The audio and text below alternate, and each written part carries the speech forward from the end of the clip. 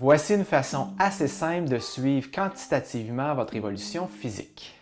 Avant même de prendre vos circonférences, la première chose à faire, c'est de mettre vos repères anatomiques sur le corps.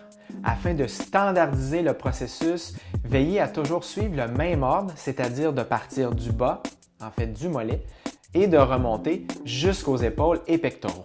Donc, vous pouvez utiliser un galon comme celui-ci que l'on retrouve justement pour les vêtements, souvent au niveau de la couture, ou bien un galon mesuré en métal qui ne va pas s'étirer avec le temps. À ce moment-là, tout ce que vous avez à faire, c'est de vous donner une marque, un repère, exemple à 10 cm, et de le déduire par la suite lors de votre résultat. La première chose à faire au fond, c'est de mettre nos repères anatomiques aux endroits où on veut faire nos circonférences. Ça, partie la plus charnue, ici. Parfait. Après ça, fléchis légèrement. Rotule, fin rotule, ici. Donc, question d'être au même endroit à chaque fois. Donc, 20 cm, on étire bien le galon. Ensuite, au niveau des fessiers, les deux jambes sont collées ensemble.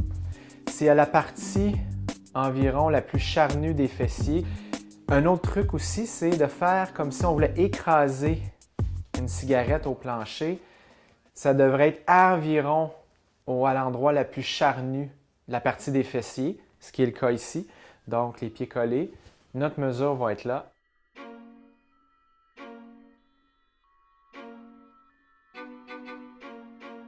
Une fois qu'on a fait les fessiers, on veut faire au niveau de l'abdomen. Une façon simple de trouver c'est où exactement le bon endroit pour le faire.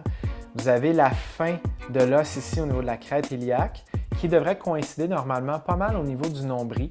C'est une mesure aussi qui est recommandée au niveau de la Fondation des maladies du cœur et de l'AVC pour voir un peu quels sont les risques associés à une prise de poids abdominale viscérale.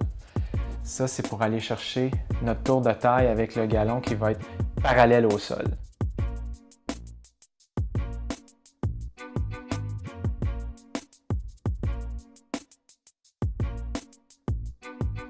Veuillez prendre note que cette vidéo a été pensée, adaptée et conçue pour les particuliers et non pour les professionnels de l'entraînement.